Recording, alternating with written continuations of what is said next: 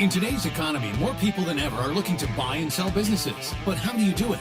Welcome to the Deal Board, presented by Transworld Business Advisors. Straight talk about real deals and real people. Listen to stories, interviews, and expert advice to help your business sale, merger, or acquisition process. Now, here are your business exit experts, Andy and Jessica. Welcome back, everybody, to the Deal Board. And today we are talking about a topic that we've kind of danced around, we've mentioned here or there, but we really wanted to do a deep dive or 101 into due diligence. So we're going to talk all about due diligence today. Andy, you also have a great interview for a guest and partner that does due diligence for buyers of businesses. Yeah, Elliott Holland. He has a company that just specializes in due diligence. And he's a great guy to talk to, and he will go over what his company does. And we are looking forward to working with Elliott. And we could talk about that, like we could kind of jump right in, because part of the issue of due diligence is just having the time to do it. And a lot of accountants usually don't have the time. Yeah. So due diligence, let's define it. So due diligence is basically how I explain it to clients. It's an inspection period for the business. You go to buy a house or a property and you have an inspection period, and it's very similar in a business, but a lot more complicated than just sending the inspector in and taking some pictures, right? Yeah, and most people think of a due diligence for a business is financial, and there's a lot more that kind of goes into it. But let's start there. Let's start talking about what people usually look for in a financial due diligence. And, we as business brokers, we don't do due diligence on every single business, but we do what we call an internal due diligence on it, because we want to make sure what we're representing has a chance to sell. So we're kind of getting what the banks want. We want 3 years of tax returns. We're going to look at the P&Ls. And that's kind of where we stop, but that's not where due diligence stops. No, that's not where due diligence stops. And basically, as a buyer, you're going to want to verify the seller's claims and the broker's claims too, right? So yes, you'll start with P&Ls and balance sheets and tax returns. But, Elliott talks about source data too, right? So it could be looking at QuickBooks files or bank statements, things like that, like figuring out where that ties to. And that's really, it's just finding that trail of dollars to make sure it's a safe investment for you. Yeah. And what they're trying to do is you get the tax returns, right? And you want to verify the tax returns. And what I've seen a lot of people do is they go into a business and they say, all right, give us all the customer orders. And whether that's online on a POS system, or whether that's they actually have the printouts of the customer orders. They'll go to the bank statement. They'll see all the deposits. They'll pull the deposit slips or look at them online. And then they'll try to tie out all those customer orders to make sure that there's no extra money from the seller going in, and that all the customer orders kind of tie out month by month. And when you're talking due diligence on a small business, usually, and in the big businesses, they call this quality of earnings, right? Mm-hmm. So this is like a small quality of earnings, Q of E as people call it. And they're going to go in there and they're going to try to verify. They're going to take 2 years of bank statements, and they're going to try to verify a few months and see how it does. Yeah. And that's kind of the test. And actually, what you had initially started talking about, Andy, is that sometimes you need a partner in this. And I think that's why Elliott coming on the show is so great, because your CPA is not always going to have the time to do this or the resources. We're still sitting in, it's kind of like 2021 is just like one big extended tax season this year, right? So, your CPA might not have the time, they might not have the resources, or they might not have the experience. So really having the right help is important in running this process. Yeah, most CPAs can do a due diligence, but like you said, try to get a CPA to do it in January, or try to get them while they're doing 1099s or K1s, and try to get them to do it in March as it's leading up to April 15th, or in October or September when they have those deadlines. It's very difficult to, get there. If they're a CPA doing tax work, it's very hard to get them. But once you find someone that does due diligence, and your business broker could be a great help and connect you with someone, again, they're going to look at the revenues, and then they're going to also look at the expenses and make sure that there's no expenses that are being realized by other companies or personally. And they're going to look at the expenses on the tax return and try to tie those out, and try to, discount any extra expenses that a business owner might put in. All right. So that's where, some due diligence stops there, or some buyers stop there is thinking about just like financial due diligence is the biggest aspect that we're looking at or inspecting. And it is the biggest aspect, but there's other aspects, right? So let's talk a little bit about legal too for a minute. Yeah. So when you have a part of your due diligence should be a lien search. They should look to see if there's any pending liens or any liens, tax liens, sales tax liens. There could be pending litigation. There could be judgments. You're going to want an attorney to do a search, not only on the business, but perhaps on the business owner. Yeah.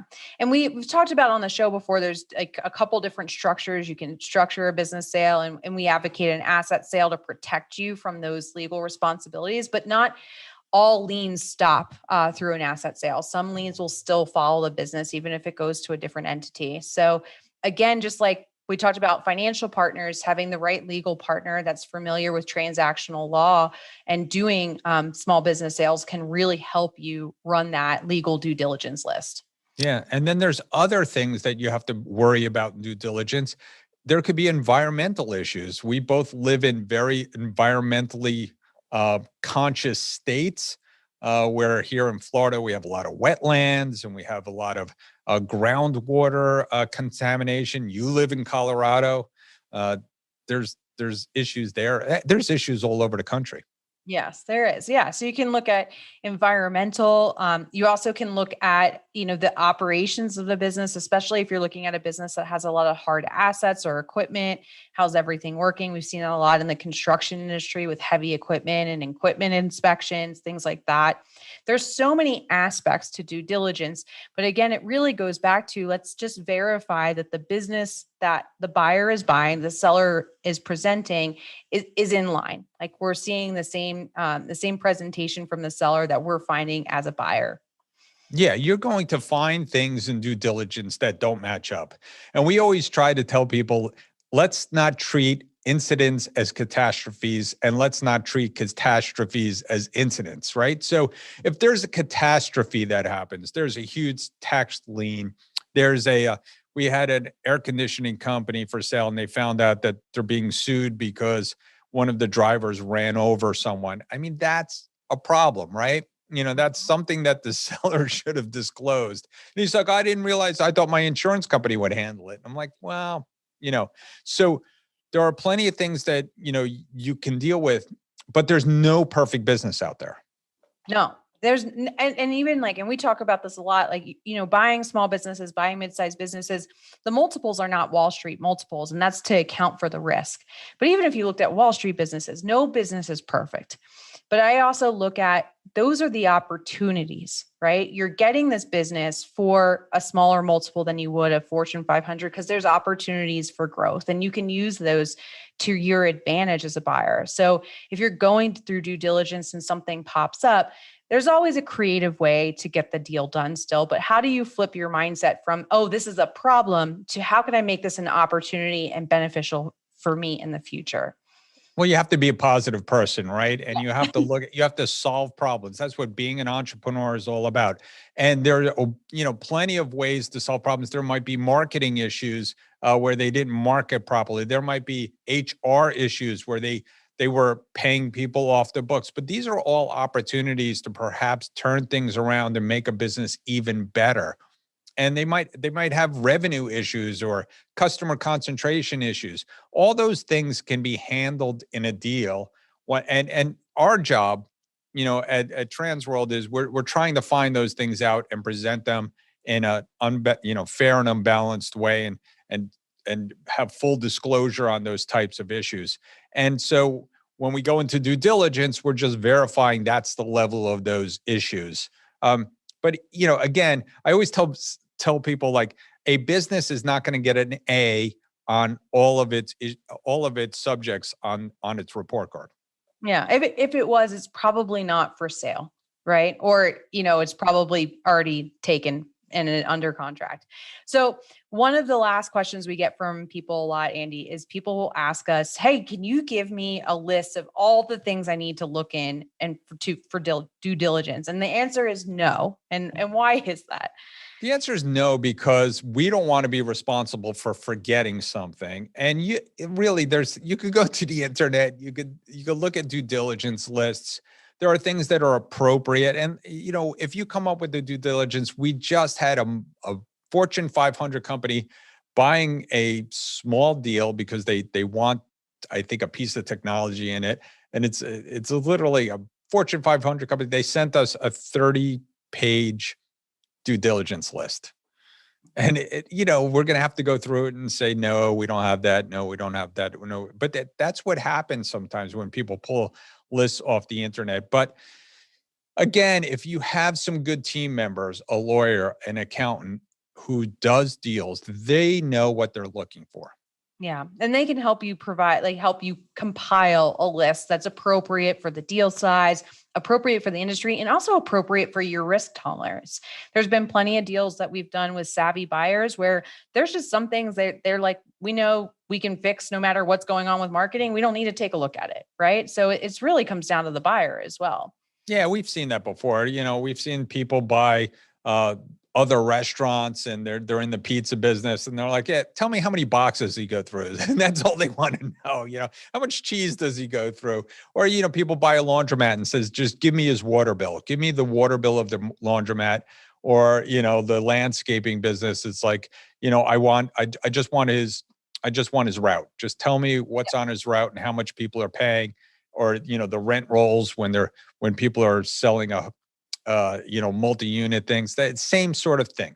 Yep. And that's where it goes back to, there's appropriate lists for businesses, industries, and buyers. And really the right partners can help you do that. So that being said, we do have an interview with Elliott, who does due diligence and helps buyers and sellers get prepared for due diligence and evaluate those. It's a great interview. He has some really good insights on what can make your due diligence process successful or not successful. Yeah. And you want to pick the right partner that's appropriate. Some of these huge accounting firms are not equipped to do small businesses. They just can't, you'll get basically overbilled, because they can't do it. They can't take on a client like that. So Elliott has a great program for small businesses, and hopefully he'll be doing it for a long time around the country. Yeah. So let's jump into the interview. As always, we've got a great listing of the week and deal of the week, and we hope you enjoy. Let's do it. Transworld Business Advisors is the world's largest business brokerage and mergers and acquisitions firm with over 500 brokers in nearly 200 offices worldwide. Transworld's team handles thousands of business sales every year. To be connected with a qualified business broker or learn more about the buying and selling process, visit tworld.com/the deal board or call 888-719-9098. Hey everybody, welcome back to the Deal Board. And we have a very special guest. We have Elliott Holland from Guardian Due Diligence. And while due diligence may be a boring subject to some, it's certainly not to me, certainly not to Elliott. We were talking just before the interview about how some people think it's boring. It's not boring, right, it's not Elliott? Boring.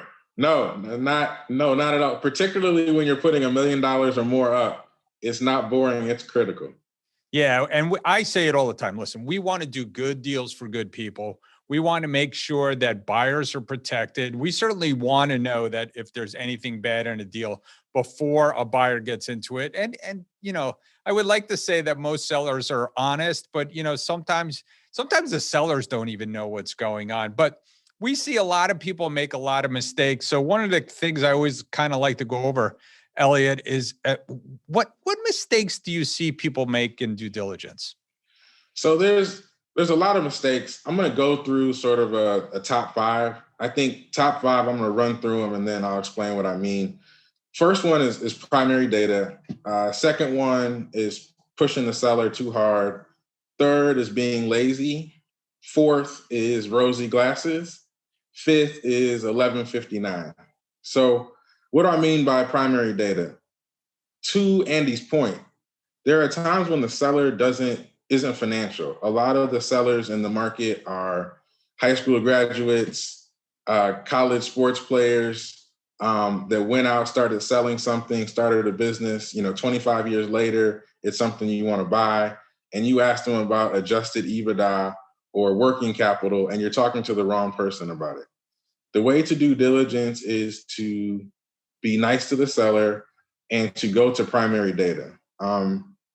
Brokerage firms, everybody will put together nice, shiny documents. I'm not saying they're not great. What I'm saying is what you should go to is the primary data. The marketing material is meant to show you what the company is, and then you verify it in the QuickBooks data, in the bank statement data, and the tax data. So primary data, I think people miss that sometimes. Second one is pushing the seller before you earn trust. So, and I was talking to Andy about this, and not many people think of it this way, but the seller is the central point of this whole transaction. Now you might say, no, I'm the buyer. I'm the one that's the most important. I'm bringing the money. Yeah, but at the end of the day, the seller has the choice to look at your money and still turn it down. And so when you're in the beginning of these processes, a lot of buyers have a lot of hubris, and they'll push that hubris onto the broker and or the seller before they built any trust. And the issue is not that you don't deserve to get the data as the buyer. The issue is you've now upset someone who's running a free enterprise that doesn't need you necessarily, right? Before you earn any trust, and the way that you're asking for the data actually gets in the way of you getting the data. And Andy's laughing because he sees this all the time.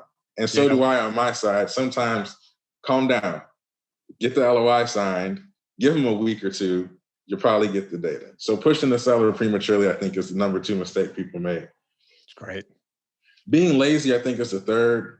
And lazy shows up in many ways. Diligence is not just looking at financials. Diligence is not just a company visit. Diligence is, do customers like this business? Do I think the market's going to continue? Do I talk to people in the town that the business is in to kind of see what's going on? Have I done my background checks? And when you're lazy, and lazy sometimes feels like, well, I trust the guy. I like this business. I think he's a good, model citizen, church-going person. And it lulls you into this, I want to make a great investment. This feels good. Let me do it. And you end up being lazy on sort of the work you need to do, which is very important to get good deals done.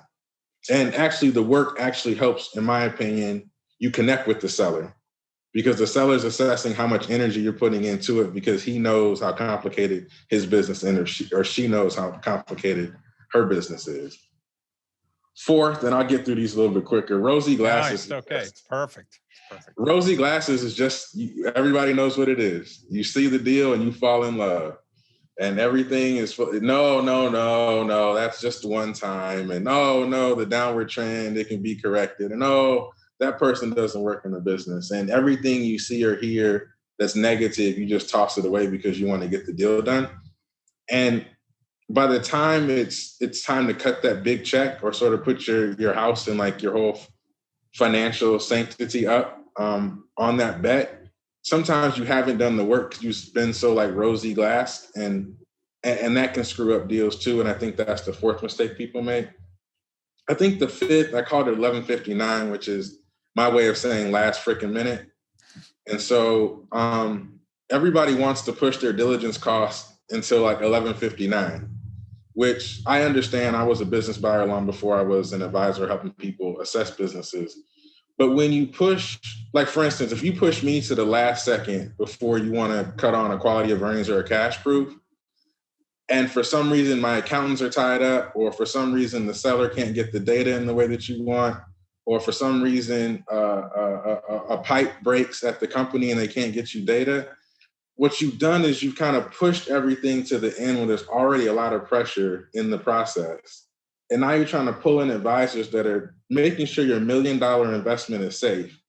And you're telling them to rush, to cut corners to get through the process, because you wanted to save money that you were going to end up spending anyway. So I think the fifth mistake people make is waiting too late to engage good advisors that need the time they need to do the work. All that advice is so perfect. We see it all the time in deals. So I kind of ran right into our subject and didn't even get a chance to kind of ask you what you do. And maybe you mentioned a couple of things that I think would help. When people are doing due diligence, there's obviously different levels of due diligence. So tell us what you do. And then Sure. maybe you can explain what the difference is between a quality of earnings, you mentioned that term, and perhaps maybe smaller due diligences, which we see a lot. Sure. So, Elliott Holland, I run Guardian Due Diligence. We provide a full suite of services to help people buy companies. So, from sourcing deals to helping sort of point the lawyer in the right direction, to all of the financial assessments, to helping with financial models, everything we do. 80% of our work is in financial due diligence. So, making sure the numbers that are presented from a business are actually accurate. And that means analyzing the financials, bank statements, taxes, with an eye for sort of forensic accounting and sort of making sure what's stated is true. One of the main tools that we use is a quality of earnings. And it's this wonky name thing that does a very simple, like, job, right? It should really be called a trailing 12-month EBITDA instead of a quality of earnings, because that's what it delivers. So it goes through all this disparate data, all the financials, the contracts, bank statements, balance sheets, cash flow, inventory, asset lists, transaction history, per customer sales.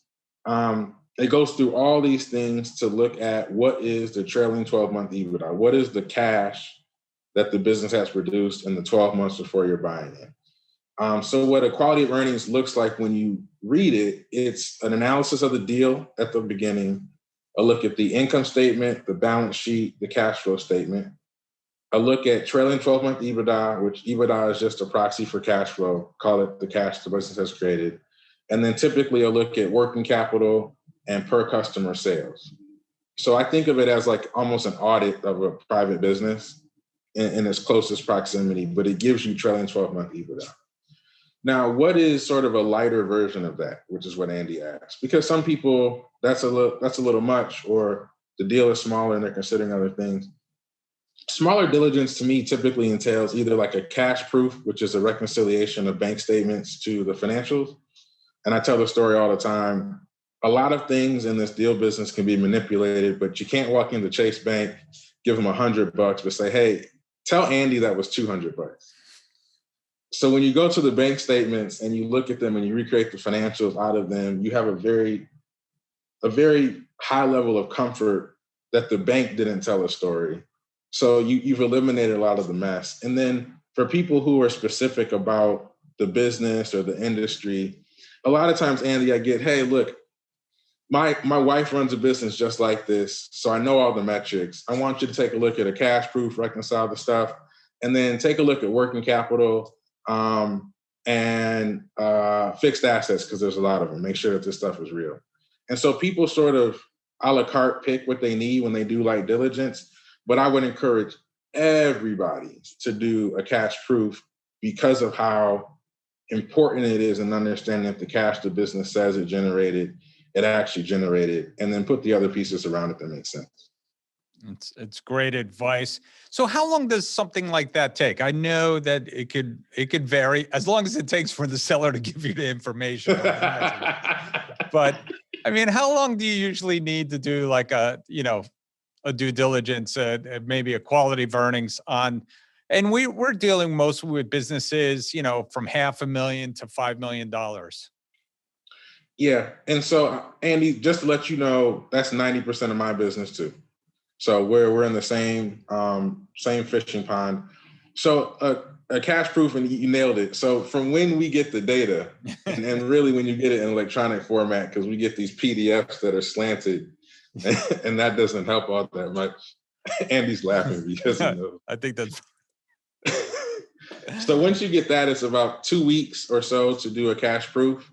Again, reconciling bank statements to financials. It sounds really simple, but when you look at a $3 million business and every single entry on their bank statements and understanding which expense line or revenue line transfers, it's not easy. And it comes out looking like two income statements on the same sheet of paper. One is from the financials and one is from the bank statements. If you're looking for a quality of earnings, that's about a 4-week process from when we get the data. But again, the processes aren't like binary. Like you start, nothing happens, and you finish. So like for me, I was a business buyer before I was an advisor. And so there's certain pieces of my business that are very specific. So Andy, I have fixed price because that it varies stuff used to upset me so much when I was buying. Like I'm talking to an accountant who can't give me a number, a number of days or a Yeah. cost. That just blew my mind. So we do fixed price projects so you know what you're getting into. We also do an executive summary review in the first week, which kind of kicks out 85% of deal breakers. And what that does is, and you can appreciate this, Andy, if the process takes 4 weeks, right?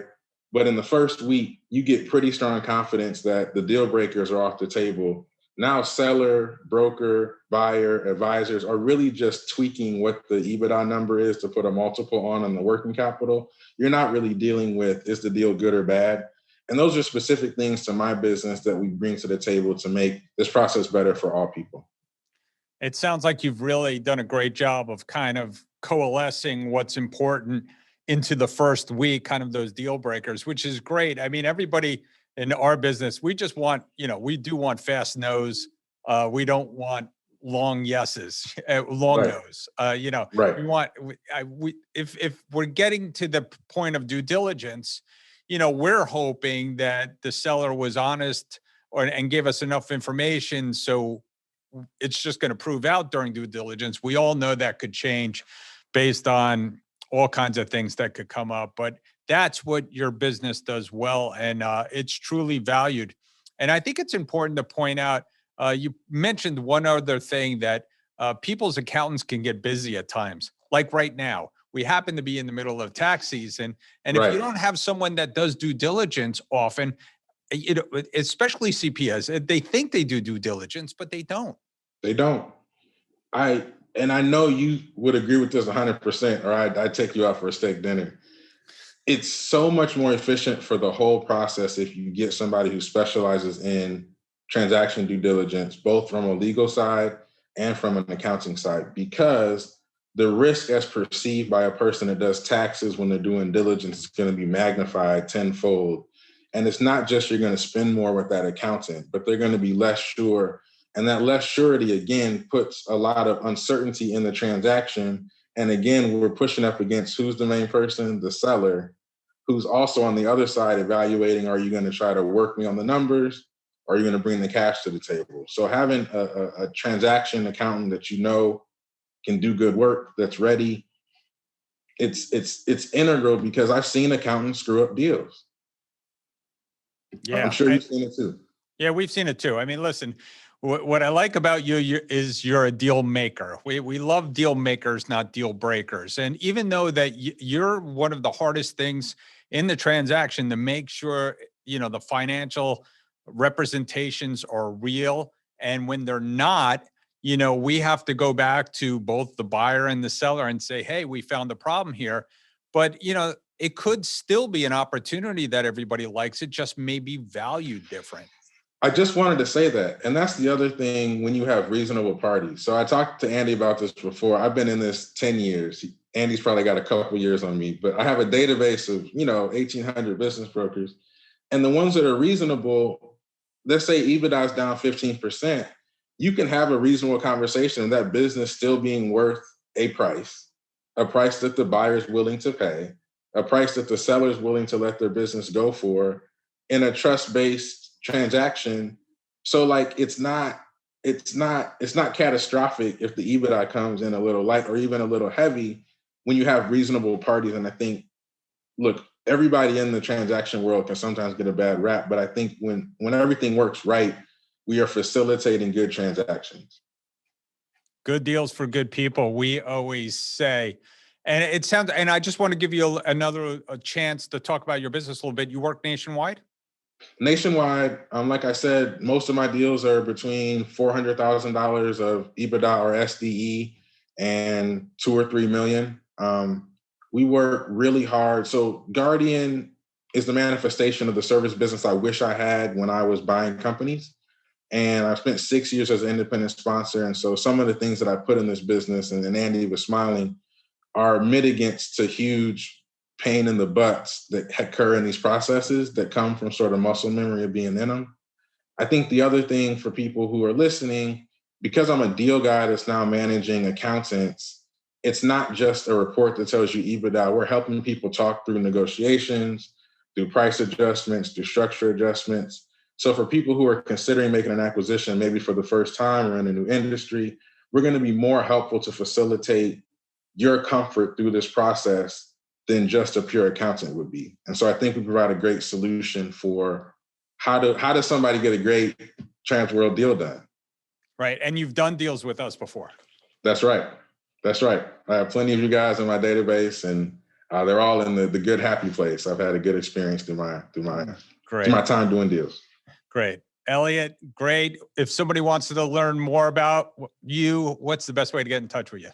Come to my website, guardianduediligence.com, DUE for due diligence, or you can find me on LinkedIn, very easy, Elliott Holland, that's ELLIOTT, Holland like the country. Very responsive. And in fact, if you go to my website, I have a weekly office hours from 12 to 1 Eastern on Fridays, where you can pop in and ask some questions, talk about your deal, talk strategy, open forum. So we have some fun, and I'd love to see you guys come check it out. Elliott, looking forward to closing more deals with you. Thank you so much for coming on today. Absolutely, Andy. Thank you for having me. Hey, Andy, do you know what time it is? It's time for our deal of the week. Deal of the week. Sold. Hey, we're back, and it's Deal of the Week, and we have JT Tatem from Transworld Business Advisors of Asheville, North Carolina. Yeah, I wanted to throw that one. Thank you. Yeah, so Deal of the week. Deal of the week. So we have a medical massage therapy business. So not like a franchise, Hand and Stone or what's the other one? Massage Envy. Yep. These guys specialize. If you had orthopedic surgery, you had your knee replaced, a hip replacement, you got a scar that needs to be worked out after you do the PT. They remove that scar, and they use some very specific instruments or machinery that was invented by the seller's former wife. Wow. Okay, it's very, very good. And he's had the business for 20 years, and he's set his sights on going down to the coast of the Carolinas and fishing. So he brought the business to market. His SDE was about $130,000 a year, and the business went to market for $260 and wound up at $251. Wow. Yeah, so it's really good. The buyer came in, had previously worked in a Hand and Stone franchise, so had a little therapy experience, but she is a marketing dynamo, where the seller was not really on a technology side of things, didn't know how to market, didn't really need to. She's already come in and taken over during the transition, started with local networking. They got in through to a local hospital. They're doing some stuff through the VA, and she's going to take that thing and double what they've been doing before they sold it. Yeah. Sounds like a good deal. Well, how did the buyer finance the transaction, or what was the deal structure? So we did an SBA, Okay. and that was 10% down, no seller hold in this particular case. So it went very, very smoothly. We worked with Main Street Funding, Kenny Prosky and his team, and we're able to pull the whole thing off during COVID, of course. That's probably one of those, the best part for him was he was deemed a medically essential or medically necessary business. So he was able to remain open during COVID, and that really helped keep the revenues steady for him. Yeah, good stuff. Yeah, great deal. Good job, Great deal, JT. good people. Yeah, so, like you say, Andy, right? Great deals for great people. Thanks for coming on. My pleasure. Thanks. Thanks for having us. Hey, welcome back, everybody. We are talking commercial real estate today, and we have our expert here at Transworld Business Advisors of South Florida, talking about the commercial real estate business. Allan, you've been in the commercial real estate space just for a little while. Just for a few years. How many years? 23 years as a broker, and 10 years prior to that as a real estate attorney. Right. And Allan, we really needed Allan's expertise because we're seeing more and more commercial real estate come up for sale. It's an interesting market. We're post-pandemic now, and it's coming out, and we're seeing some interesting things out there, right? Very interesting. And the first thing is that this really gives us our commercial advantage, our business advantage at Transworld, because we can value real estate and value businesses as well. Yeah. A lot of businesses have the real estate attached. They actually own their real estate. We're seeing more and more baby boomers wanting to sell and, get rid of the commercial real estate. And really, it's a trick. We have a few projects going on right now where, to get the full value of the business and property, you have to sell them as a package. You have to sell them as a package, and quite often the business has appreciated, but the real estate has appreciated at a faster rate than the business, so it actually has much more value than the business today. And now we're able to capture that business and help our clients realize value in both sectors rather than them going outside to a strictly commercial broker for the commercial aspect. Yeah, and it's a good time to get financing for all these kind of projects right now. It's a tremendous time to get financing. They say that in 2022, in order to slow the economy down, the Fed may increase rates, but currently rates remain low. The climate is terrific. There's a lot of cash looking for deals. In terms of the market, multifamily remains unbelievably hot. There was just the highest paid price in South Florida paid recently for a large commercial complex. Retail has come back. Local retail has come back much faster than anyone would have expected, as you see by the sale of all of these restaurants. I spoke with the landlord yesterday. We just leased a space for him. He is now 100% occupied after being at 70% occupancy for the 2 years prior to the pandemic. Prior to the pandemic. So things are actually hotter coming out of the pandemic. In the local strip center, mom and pop retail. In the big box retail, that's where you have vacancy. Industrial is on fire, all size industrial, small industrial, local industrial, large institutional industrial, because so many companies are moving down to South Florida. The sector that is lagging most is office. Right. And what we found that's interesting is the high-end office, because so many people are moving down, there are family offices that are coming to the high-end offices for the penthouses. And the local office, the smaller office spaces are leasing very, very quickly because people are consolidating and going down in square footage. Okay. And any small suburban office is doing well because then you can control your own environment. Who comes in, what the policies are, how things are mandated. What's hurting is everything in the middle. Law firms that, for instance, wanted 30 and 40,000 square feet previously. I'm talking to a law firm where prior to the pandemic, they wanted 30,000 square feet. Now they're talking about 9,000 square feet. Yeah, a lot of people thinking about working from home or actually having some sort of flex space. They've gotten used to working from home because they don't have to get dressed, they don't have to commute, all of those things. But some people, it's like a pendulum. Some people will come back and want to work, no question. Yeah, and we'll see some other uses for that office space, don't you think?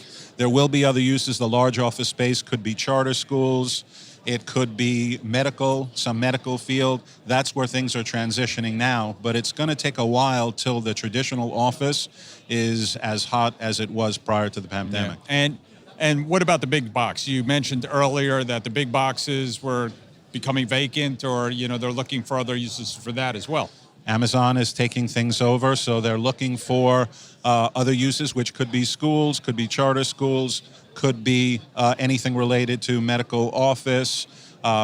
Any alternate use that they can find, they are looking for in the big boxes. I heard cannabis growing at one point. Not quite yet, huh? Please don't refer to my relatives like that. Okay. No, that's what's happening. There's no question. That's coming across. I don't know how the lobby has been strong enough to do it since it's such a multi-billion-dollar industry, but absolutely. We have people looking for industrial buildings for spaces like that all the time. So if somebody wanted to sell their commercial real estate and their business, it's a pretty good time. It's a great time because of all of the factors that are going on. Tremendous demand, people moving down, low interest rates, shortage of product. It's a phenomenal time to sell a business. Don't hesitate. Great time to sell real estate. Don't wait. Don't think it's going to get much, much better down the road, because it may not. Now is the time for you to act. Yeah. Allan, if they wanted to get in touch with you, what's the best way to get in touch with you? Email is akaye at tworld, which is probably tworld.com, which is probably the best way. Be glad to answer any questions, help with anything. And you're here for some of the agents as well across the country that want to ask you about commercial real estate. Absolutely. We're already working on projects in St. Augustine, in Tampa, in Orlando, in several of the markets throughout the United States, as well as, of course, South Florida. Excellent. Thanks, Allan. Thanks for coming in. Andy. Hey, Jessica, you know what time it is? Money time? Almost. It's time for Listing of the Week. Hey, welcome back, everybody. It is Listing of the Week, and we have a returning guest in Chris Redmond from Trans World Business Advisors of Central Florida. He has a great listing, and we are seeing here in Orlando and all of Florida, the construction industry just boom. And so he has a great listing that he wants to tell you about today. Chris, Chip, welcome. Yeah, no joke, but things are heating up, and boy, that construction segment is crazy. I have an HVAC company in Northeast Orlando that has been just killing it year over year. He's been around for 11 years. He's a retired Marine. He's run it like a military operation, and he's really treated people right, and they've appreciated what he's done, and they've treated him right in return. That's great. It sounds like a nice deal. HVAC is very hot, no pun intended. We see a lot of people wanting to roll up that industry because it's growing. It's going to continue to grow as people move to Florida and we build houses. They need those. You need AC down here in South Florida for sure. So South Florida, Central Florida, all of Florida, you need AC. So give us an idea what the numbers are like. Yeah, so he's done extremely well. His 2020 numbers on his P&L were $2.5 million. As far as doing all our ad backs, owner benefit came out to $589,000 in 2020. And 2019 wasn't far behind. He did 2.2 in gross sales in 2019. So he's really had some awesome growth year over year. The review side of things, the guy's got 80 Google reviews. Now, Google's not the only place to review, but he's got 4.8 stars out of 80 reviews on Google. He's really treating people right, and it's coming back and benefiting for his business. Sounds like a great deal. And so anything else that you want to just go over? Yeah, just kind of throw out some generalities about it. It is an 11-year-old AC company. He's got 7 techs and 1 helper. So he's got, 7 vans and 1 box truck out rolling on the road. It's been a great little business. He's got a split of 90% residential and 10% commercial. Great. He's really focused on that, residential segment. Great. That's good. How much is he asking? He is asking $1.55 million. There you go. Sounds like a good multiple, about a 3-time multiple. That's what we're seeing out there in the construction industry, especially deals that are making that much money. That's a solid business. Chip, what's the best way to get in touch with you if somebody wants to learn more? The best is my cell phone at 321-299-6867. And email is chrisredmond@tworld.com. Great. Thanks for coming on today. Good listing. Come and get it. Thanks, Andy. I appreciate you having me on. Everybody, welcome back. And we are with Darren Mize from GCF Valuations. And he's been a longtime partner with Transworld. We've known each other way too long. 24 years, I think. Yeah, that's about right. So give us a little idea of what GCF does so we can, and then we'll jump into the subject. Perfect. Well, the beauty of what we do is that we're in what I call the GCF Triangle. We are at a conference today that serves both business owners, business brokers, and SBA lenders, and they're all represented here, and it's a perfect place to be for the weekend and for Monday. As for what GCF does, we are business valuation providers. We serve those same markets. So we serve business brokers. We've been serving Transworld now for over 20 years. Yep. We serve SBA lenders, and we also work with business owners from time to time as well. So that is what we do, and that's all we do. So our number one podcast talks about valuation. And people love talking about valuation for businesses. And post-pandemic, right, we had 2019, normal year, 2020, really abnormal year. And then now we're in 2021, hopefully recovering. If someone was buying a business right now, how are we valuing that? Well, at least from our standpoint and for the last year, we've been searching for the rebound. So the rebound is what we're looking for to make sure that we can put 2020 behind us. So from a valuation standpoint, what we're trying to do is establish where that rebound is, where the trends are moving forward, and if we can grab onto some positive trends since last year moving into 2021, we are now looking forward. So we're using discounted cash flow right now as the basis of valuing businesses. And as long as we've got some upward moving trends financially, we're able to grab onto that. And that's kind of what we're doing right now. And I don't think that's going to change anytime, at least for the near, I'd say, year or so. But we're starting to see the true positive trends moving right now. A lot of the businesses have pulled away from it.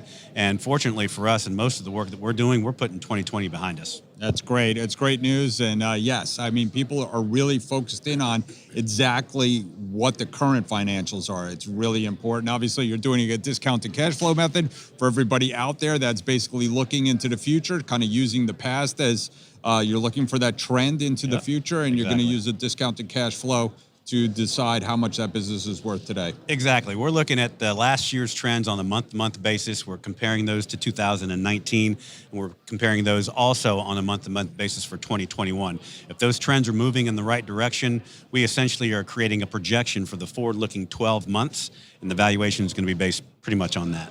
Excellent. Darren, thank you so much. If somebody wanted to get in touch with you, what's the best way to get in touch with you guys? Email dmize@gvalue.com. I'm always available. Excellent. Thank you, Darren. Thank you for your partnership. I appreciate it. My pleasure, Andy. Thank you.